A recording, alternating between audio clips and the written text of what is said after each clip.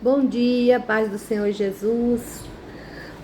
Irmãos e irmãs, me perdoa, porque esses dias não teve como eu gravar o estudo, mas eu continuo focada, estudando e trabalhando, e às vezes não consigo, sabe?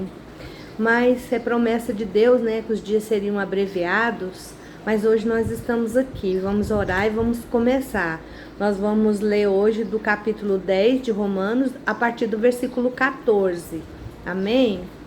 Senhor Deus e Pai, muito obrigada por esse momento de sentar nos teus pés, de buscar a tua presença, Papai do céu, por alimentar a nossa alma. Senhor, não existe nada melhor do que estar na tua casa. E a tua casa é onde o Senhor está. E nesse momento o Senhor está aqui conosco, participando desse estudo, nos ajudando, trabalhando na nossa vida. Oh, Papai do céu, muito obrigado, Senhor, por alimentar essas vidas que estão acompanhando esse estudo. Oh, Senhor, continua nos ajudando, nos abençoando. Senhor, porque se nós estamos cheios de Ti, Senhor, alimentando nosso coração da Tua palavra, a gente pode ficar igual o apóstolo Paulo e pode falar: tudo posso naquele que me fortalece. Porque quando a Tua presença habita em nós, Senhor, nós somos fortes. Nós estamos, Senhor, o fogo não nos queima, Senhor. A água não nos afoga, Senhor. Porque a Tua presença é constante, Papai do céu. Enche o coração dos meus irmãos que estão acompanhando esse estudo, Pai. Visita cada lar representado, Senhor. Abençoa suas famílias, seus cônjuges, seus filhos, os filhos dos seus filhos, Senhor. Toma nossos vizinhos, Senhor, nas Tuas mãos. Senhor, porque se tiver paz na vida deles, nós também vamos viver em paz. Que haja paz no nosso bairro, na nossa cidade, no nosso estado, no nosso país. Que haja paz, Senhor, em Jerusalém. Senhor, em nome de Jesus, eu oro também pelos enfermos, nos hospitais, lá no Boldrini. Senhor, visita aquelas crianças, aquelas famílias, fortalece. Senhor, eu te agradeço pela cura da Sofia, porque eu sei, Senhor, que a Sofia está curada. Ela só está tomando os medicamentos, Senhor, para terminar o tratamento, mas eu creio em Ti, no Teu poder, na Tua misericórdia, e sei que ela está curada. Fortalece a Débora, ajuda a Lano, Luan, todas as pessoas, Senhor. Onde tiver um enfermo clamando pela Tua misericórdia, derrama o bálsamo, Senhor, da cura. Alivia a dor, afofa a cama, Senhor. Onde tiver uma pessoa com fome, não tem o que comer, não tem onde morar, Senhor, socorre. Envia os Teus anjos vestidos de homens, Senhor, para socorrer essas pessoas, Pai. Tenha misericórdia, Senhor, dos orfanatos, Senhor, dos asilos, ó Deus, das prisões. Quantas pessoas também estão lá que Te pertencem, Pai. Alcança elas, Pai. Senhor, o Senhor deu o Seu Filho para o mundo, Senhor. O Senhor falou que Eu amou tanto o mundo que deu o próprio Filho por amor a Ele, Senhor. Então, Senhor, venha ao nosso encontro, ouve o nosso clamor. Dá sabedoria para nós estudar a Tua palavra agora, Papai. Senhor, Tu tem toda a liberdade, Pai, Filho e Espírito Santo. Toma o Teu lugar na nossa casa. Seja bem-vindo, em nome de Jesus. Amém e amém. Então, agora nós vamos começar o nosso estudo. Nós vamos ler a partir do verso 14, certo? Que está escrito assim: como, porém, invocarão aquele em quem não creram?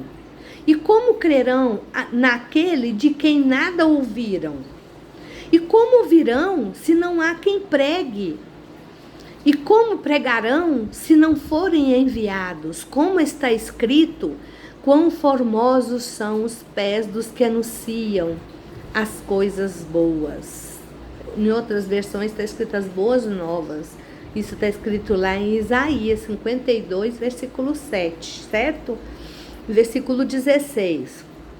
Mas nem todos obedeceram o evangelho, pois Isaías diz: Senhor, quem acreditou na nossa pregação? E assim a fé vem pela pregação. e a pregação pela palavra de Cristo.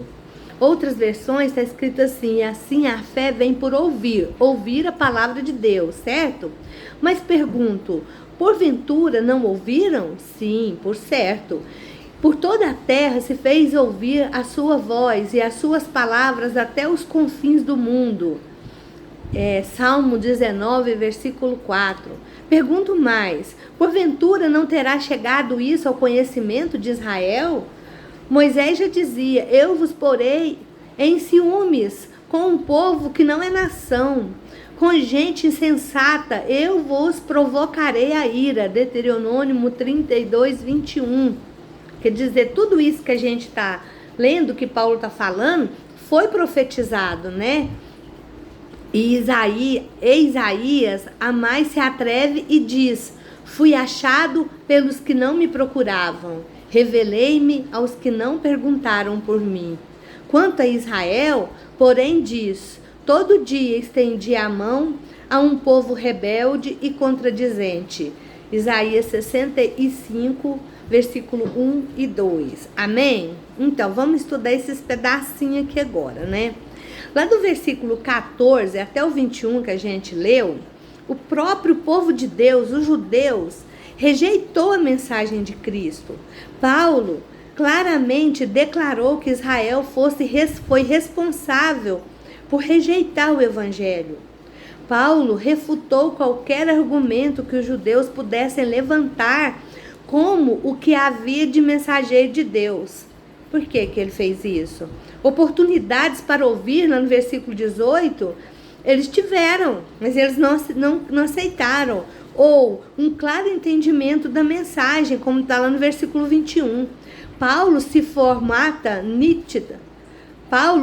nítida, responsabilizou os judeus pela rejeição ao evangelho.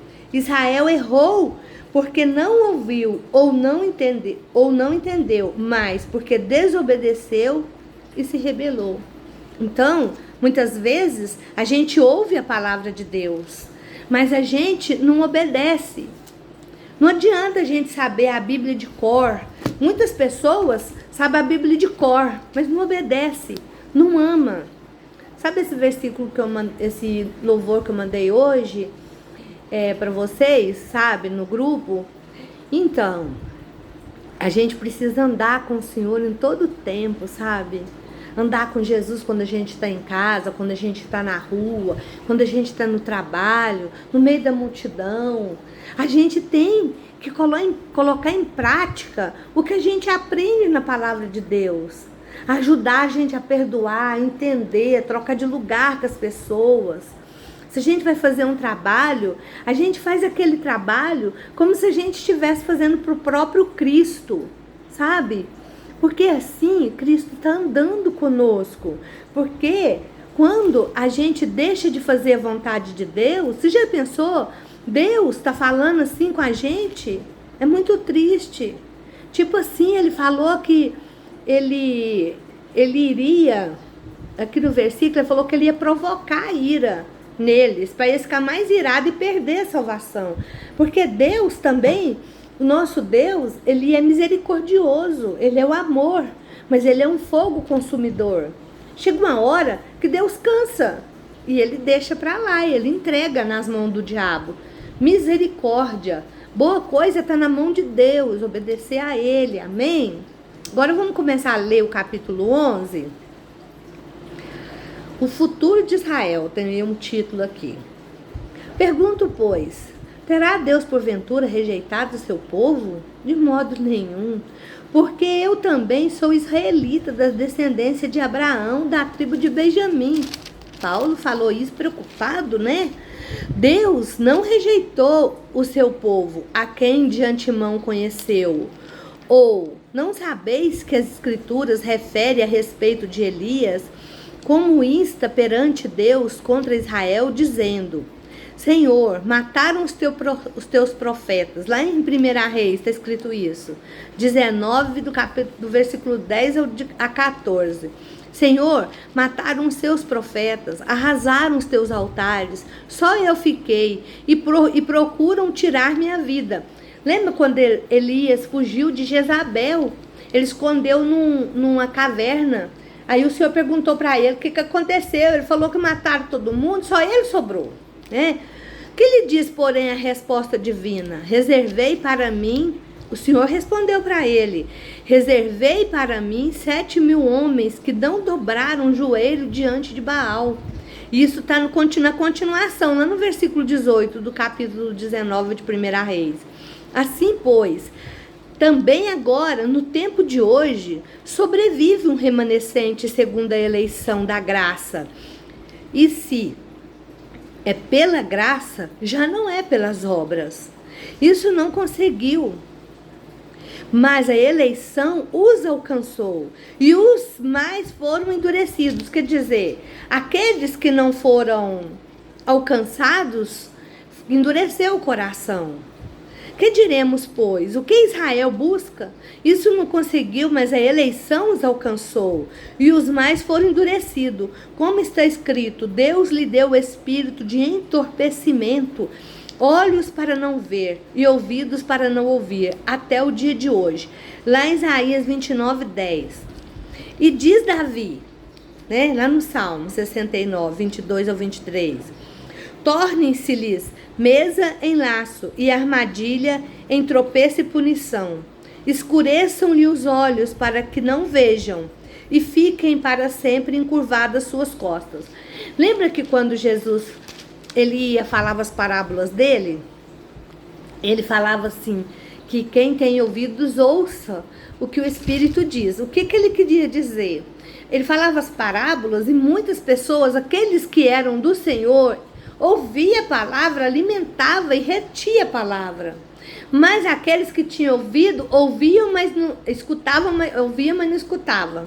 Tinha olhos, mas não viam. Tinha ouvidos, mas não escutava. Por quê? Porque a pessoa estava com o coração endurecido.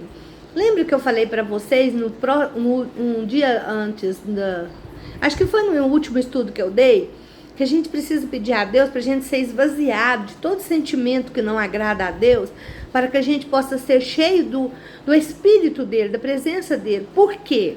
Porque quando a gente está cheio da gente, a gente, lembra quando o Senhor falou que eles iam expulsar, isso vem na minha mente agora, eles iam expulsar lá da terra de Canaã, os sacudeus, os cananeus, tudo, né? Para o povo de Israel ir para uma terra que manava leite e mel. Então agora nós vamos falar dessa passagem espiritual. Quando o Senhor quer expulsar os eus, é os nossos eus. Eu consigo, eu dou conta, eu que trabalho, eu tenho dinheiro porque eu trabalhei, se eu não tivesse trabalhado eu não tinha dinheiro. Mas se você está respirando, trabalhando, é porque o Senhor te deu fôlego de vida. Se você está trabalhando, é porque o Senhor permitiu o trabalho para você. Então, logo, não somos nós. Ai de nós se não fosse o Senhor.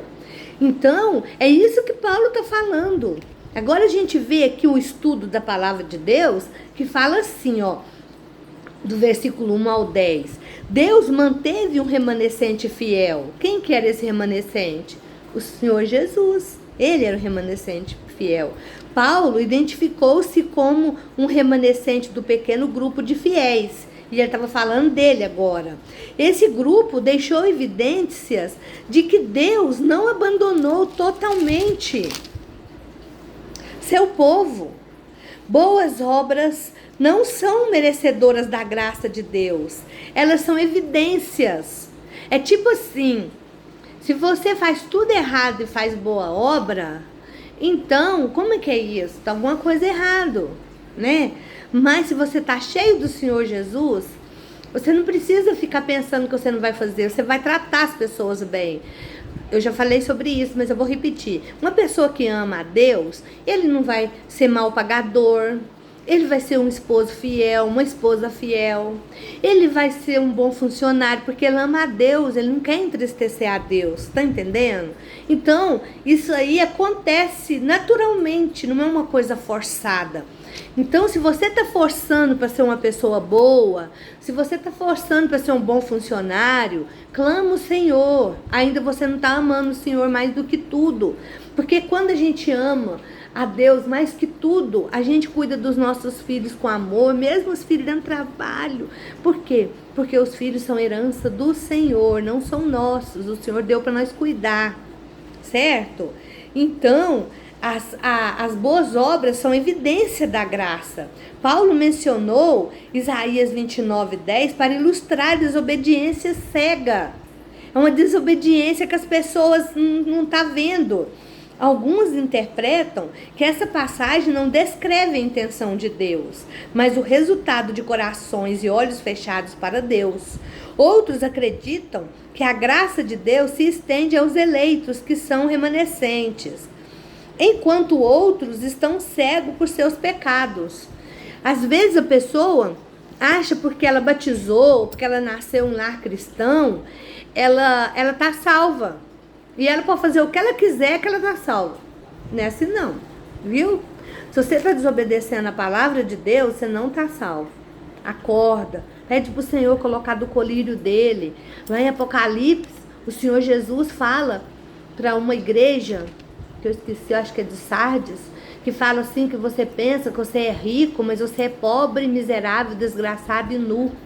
Pede para mim, para me colocar do meu colírio nos teus olhos, para que os seus olhos sejam limpos. Porque a pessoa está achando que ele é bam, porque está sendo abençoado, porque tem tudo, mas não é assim que as coisas funcionam, né? Então vamos continuar a leitura. Versículo 11. Pergunto, pois, porventura tropeçaram para que caíssem? De modo nenhum, mas pela sua transgressão veio a salvação aos gentios, para pô-los em ciúmes. Tipo assim, aquela pessoa veio a salvação para ela e ela rejeitou. Foi.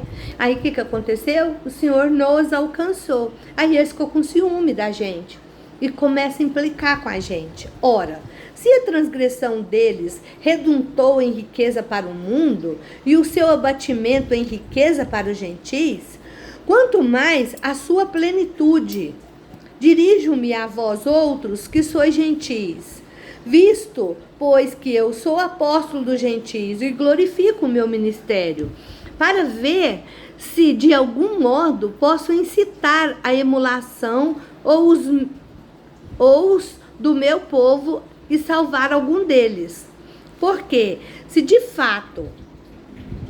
o fato de terem sido eles rejeitados trouxe reconciliação ao mundo, que será o seu restabelecimento, se não vida dentre os mortos?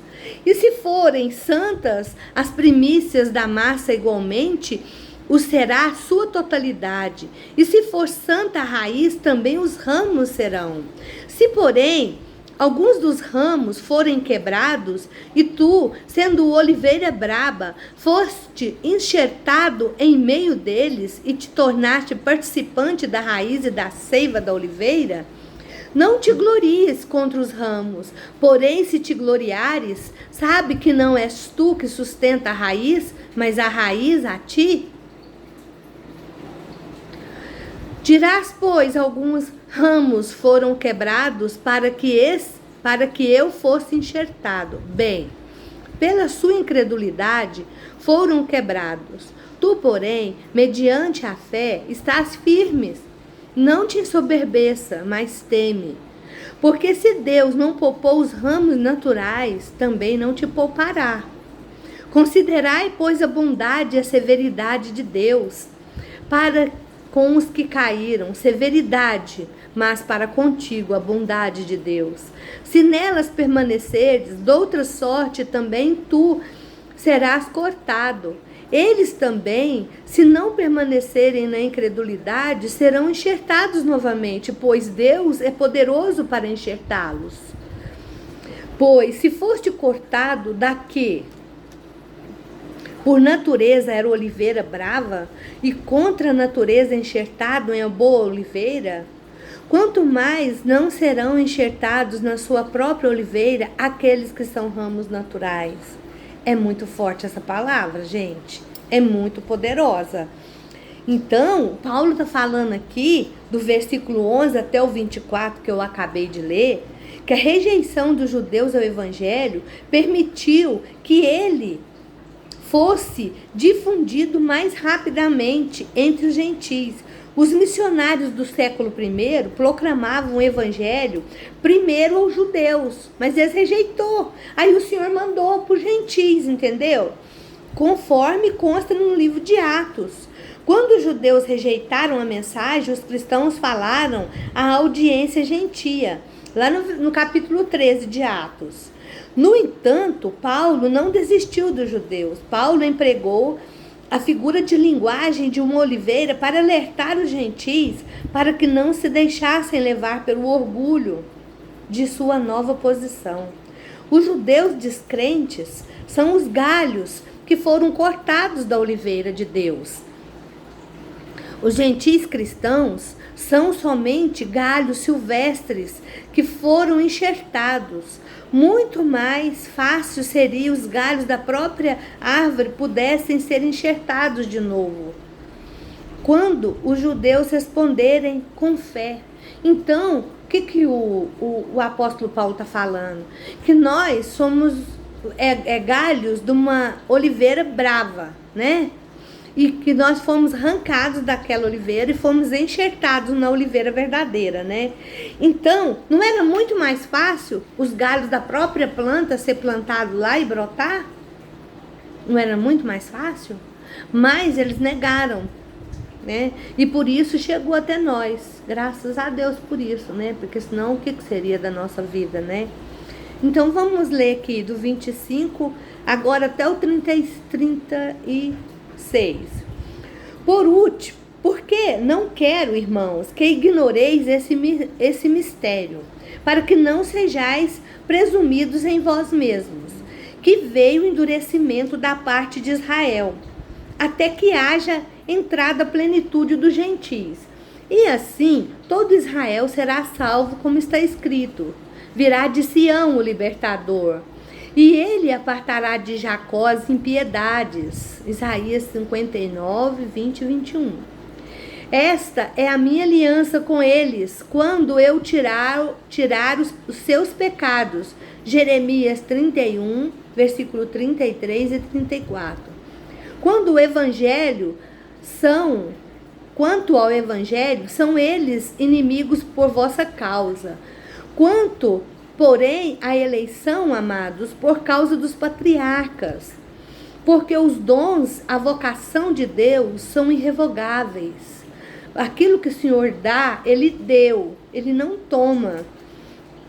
Porque assim como vós também outrora fosse desobedientes a Deus, mas agora alcançaste misericórdia à vista da desobediência deles, assim também estes agora foram desobedientes, para que igualmente eles alcancem misericórdia à vista da que de vós foi concedida.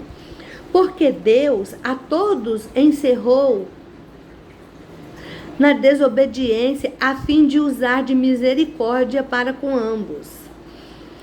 Ó profundidade da riqueza, tanto de sabedoria como de conhecimento de Deus! Quão insondáveis são os teus juízos, e quão inescrutáveis os seus caminhos! Quem, pois, conheceu a mente do Senhor? Ou quem foi o seu conselheiro? Ou quem primeiro deu a ele para que ele venha a ser restituído? Isso está escrito lá em Isaías 40, versículo 13, e Jó 41, 11.